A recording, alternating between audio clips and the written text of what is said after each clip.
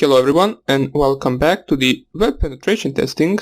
Now, in the previous videos we covered some of the less common attacks, including the session fixation, hijacking a session, and basically the brute force attack as well. Now, the brute force attack will work in any case. You can always try it. It's not 100% possibility that you will get into someone's account, but it will always work. Now, here is where the real attacks start, and by real I mean the most common attacks, which is the attacks based on injection. So we will be covering some of the exploitations based on injections, such as the SQL injection, the NoSQL injection, the XML injection, and the command injection. Now, after all of that, we will also cover the cross-site scripting attack. Those are some of the attacks that you will actually encounter on the internet, on the websites. Most commonly, I believe that you will encounter the SQL injection attack, which is the attack on the database. But before we begin with these attacks, let me just log in first. So, root test 1, 2, 3, 4.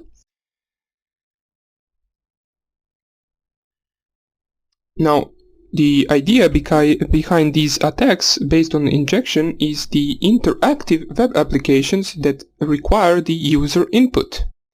Now, they're all very similar, since the vulnerability is actually the code itself of the website, where you have the user input not filtered well enough.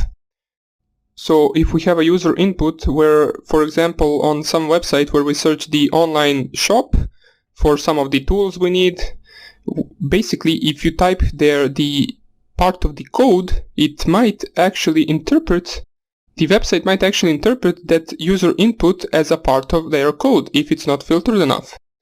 Now, by filtered I mean it is excluding some of the characters used in, for example, SQL queries, in JavaScript code, and so on and so on.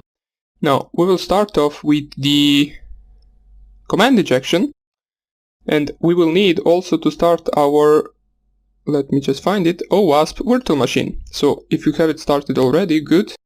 Let me just start mine.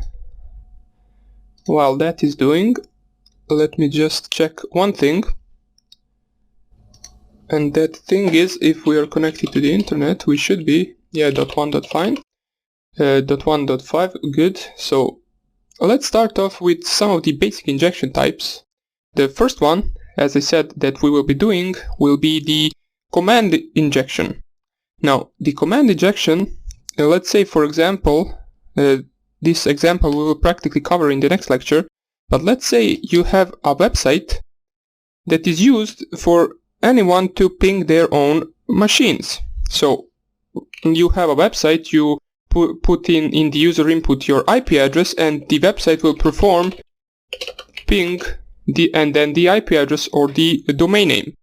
So as we can see, this command ping google.com is executed by the operating system on this machine.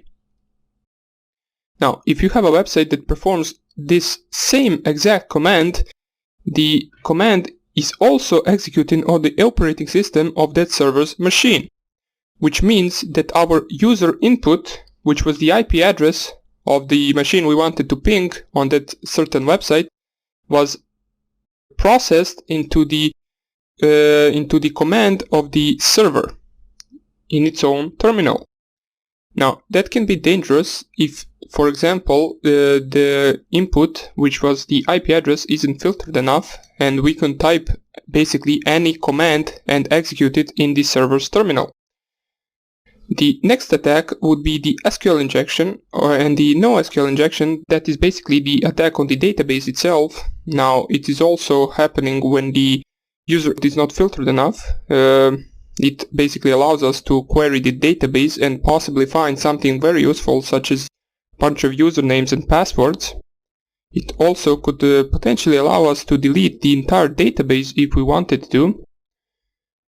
Also, the next thing would be the XML injection, which basically is attacking the XML itself, and also at the end we will cover the cross-site scripting attack, which is basically the attack where we cover injecting JavaScript code into a web page.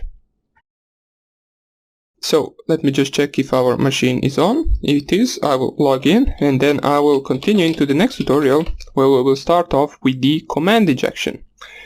So that's about it for this tutorial. I just gave you a brief view of the injection attacks, and we will cover each one of them in details in the next lectures.